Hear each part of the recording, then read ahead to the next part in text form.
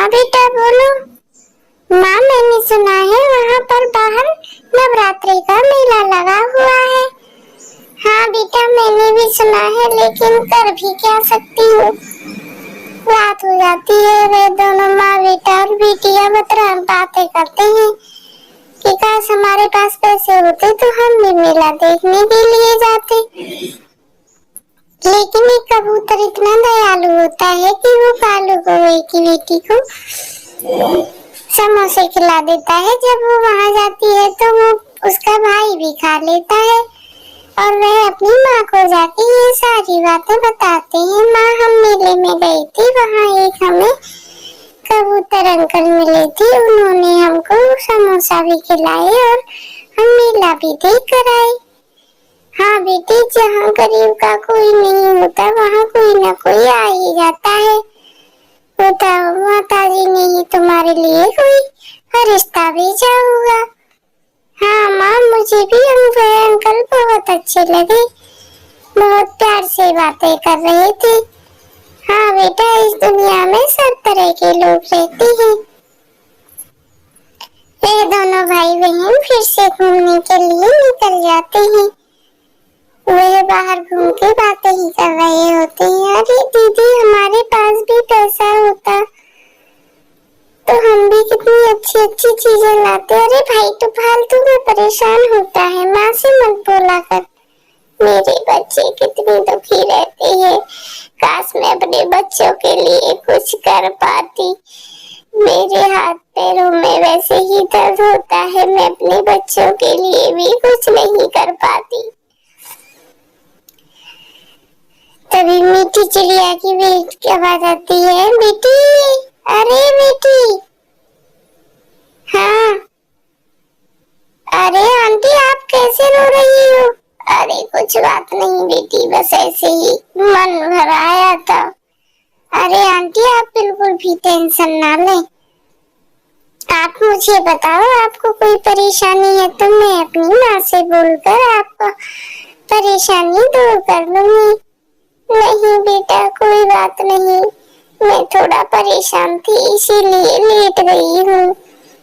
और आंटी, छोटी और छोटू कहाँ चले गए? पता नहीं बेटा, वो भी कहीं घूमने बाहर खेलने के लिए निकल गए होंगे। हाँ आंटी, क्या कर रही हो?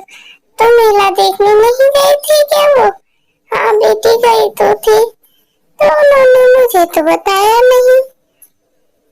पता नहीं बेटा। जैसे ही वह दोनों घूम घाम कर आते हैं, वह अपनी आंटी को लेकर अपनी मम्मी के पास चली जाती है। चलो आंटी, थोड़ी देर माँ से बातें करके तुम्हारा मन भी हल्का हो जाएगा। अरे छोटी, तुम यहाँ क्या कर रही हो? अरे कुछ नहीं भाई, बस देख रही हूँ। ये एप्पल, तुम ये एप्पल कहाँ से लेके आए दोनों जने? नहीं माँ, हम कहीं से नहीं, ये रास्ते में पड़ा हुआ था तो हमने इसे उठा लिया।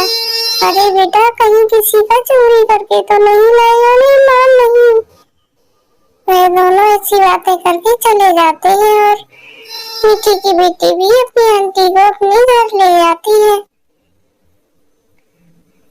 बेटा देखो, मीठी की बेटी कितनी अच्छी है। तुम लोग तो रोज रोज कहीं ना कहीं बाहर निकल जाते हो। जब मैं परेशान थी तो वह मेरा हाल चाल पूछने भी आ गई। अब तुम लोग बड़े हो गए हो, थोड़ी बहुत देर घर भी रुका करो। वह आंटी कितना परेशान थी, मुझे तो उनकी दुख देखा नहीं जाता।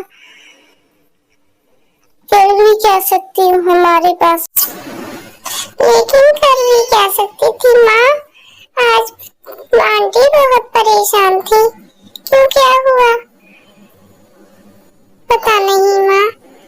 लो बेटी, कुछ फ्रूट और कुछ सब्जियाँ उनको देकर आ जाओ। बारिश भी बहुत हो रही है, मुझे लग रहा है उनको इन चीजों की जरूरत है। लो भाई, मेरी माँ ने ये कुछ सब्जियाँ भेजी है। मीठी चिड़िया बाजार जाती है और ढेर सारी सब्जियाँ और फल खरीद कर उनके घर भिजवा देती है और सभी से बोलती है कि थोड़ी थोड़ी थोड़ी मदद आप लोग भी कीजिए, जिससे कि उसकी मदद हो जाएगी। सभी लोग उसकी मदद करने के लिए एकजुट हो जाते हैं। बारिश का मौसम भी शुरू हो गया था। वे सभी उसके घर खाने पीने का सामान पहुंचा देते हैं और मीठी की माँ भी बहुत ज्यादा उसकी सहायता करती है। अरे माँ, उनका तो घर भी टूट गया है, अब वो कहाँ पर रहेंगे? कोई बात नहीं मीठी, हम कोई ना कोई जुगाड़ जरूर लगा लेंगे। बगल वाले खेत में ढेर सारे गुलाब के फूल हो रखे हैं, वहाँ से तुम इकट्ठा करके लाओ, मैं एक प्यारा सा घर बनाती हूँ। मीठी की बेटी मीठी ढेर सारे फूल और पत्तियां लेकर आती है और उसकी माँ घर बनाने में लग जाती है। वे ढेर सारी टोकरियों में भर भर कर फूल लाती है, पत्तियां लाती है और मिट्टी की माँ उसको बनाने की तैयारी में लग जाती है। कुछ देर बाद देखते ही देखते घर कंप्लीट हो जाता है। अरे वाह माँ, ये तो बहुत सुंदर घर बना है, ये तो हमारे से भी प्यारा घर बना है।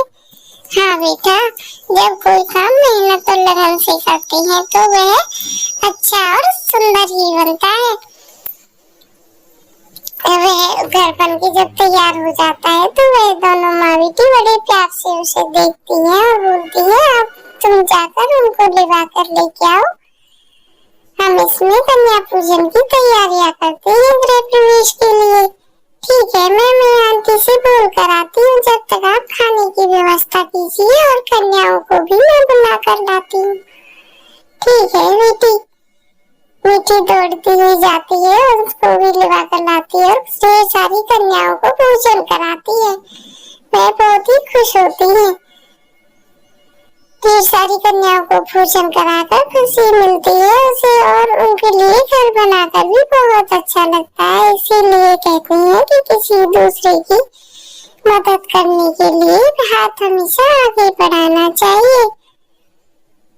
माता रानी भी हमेशा उसी से खुश रहती है जो दूसरों की मदद करते हैं। आप लोग भी हमारे चैनल को लाइक शेयर और सब्सक्राइब कर दिया करो और कमेंट में जय माता दी लिखना बिल्कुल ना भूलें। जिसे भी माता रानी से प्यार है वो जय माता दी जरूर लिख के जाएगा। देखते ही देखते वह सारी कन्याओं को भोजन करा देती है और उनको एक घर में रहने का मौका मिलता है। ऐसे ही करते